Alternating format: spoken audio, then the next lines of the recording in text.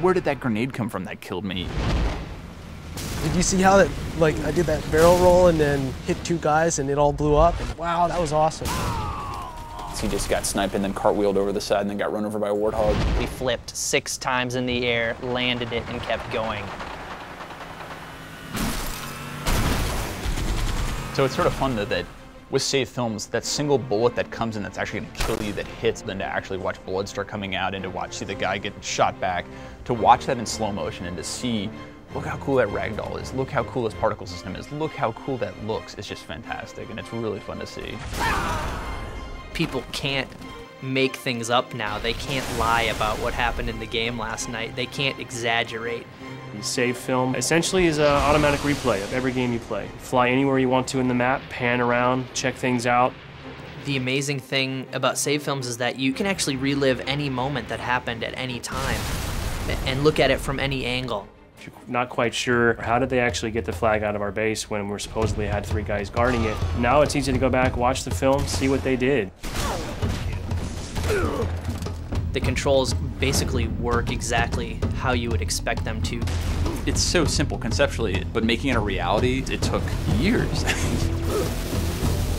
Your first person, if you click the right stick, it shows you what that person was looking at from third person.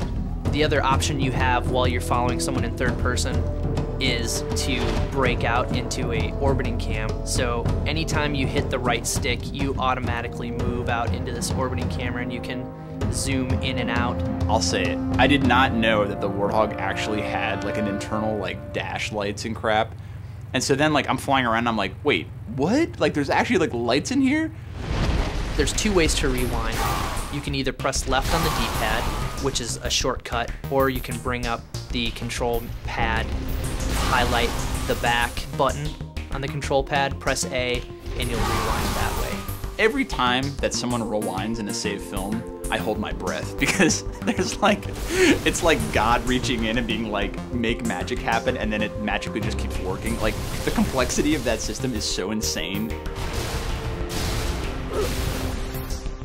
Now the other cool thing is the ability to go into flying camera, and you do that by hitting the Y button, and that breaks you out into a free roaming camera. You can watch it from above and you can see what you did, maybe get a perspective where you can actually see the impact of that grenade you threw and zoom in really closely on the action that happened after that. So there's one group who was like, no, don't allow it. They're gonna see too many lies. It's a pain in the ass. The other side of it was like, look, flying cam is cool as shit. It actually is a big deal. When you're in flying camera, if you hold in the left trigger, you can actually fly around the map faster. And then the right trigger is your speed control. If you hold down the right trigger in just a little, you'll notice it's slow motion. And if you hold it in all the way, it actually becomes fast forward. I want people to be able to make those snippets, be able to make those moments and share them and be like, look at this awesome game, look at these crazy things I did, and that's so awesome. And I want that to be inside our engine, not to have to go to some external site. Save films and Forge, I think, represent the coolest features that we have in Halo 3. We're giving them the tools to basically play Halo how they want to play it. They can set up any map however they see fit. It's just crazy how much a map will change with just a small variation of either weapon placement or just where the flag spawns in CTF. If you don't like it there, move it 1 meter to the right. If you want to in Forge, you could build your own base on the beach, maybe add some turrets for defense, add some crates to hide behind. Try building a building out of fusion coils and then blow it up.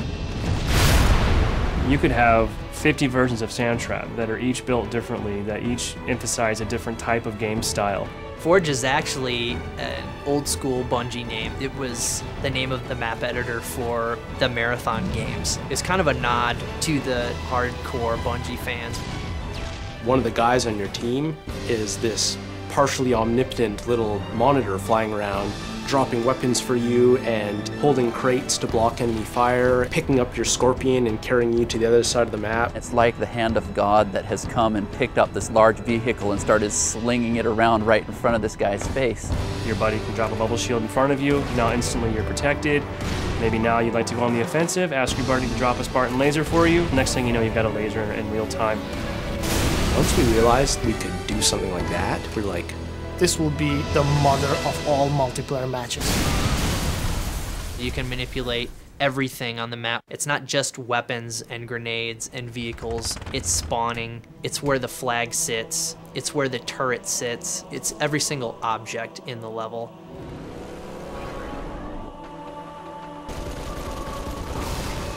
They're gonna love the Forge because they can spend hours dropping tanks on each other. Each item has a cost associated with it. You have only so much Halo currency to spend on a particular map.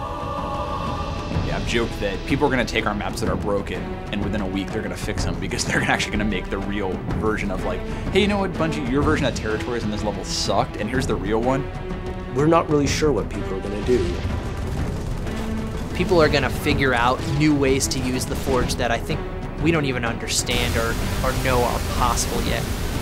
The next crazy thing that you're like, oh my god, they just took Forge and they took save films of that and they added voiceovers and they just did Macbeth. Holy crap, like that's crazy and that's awesome.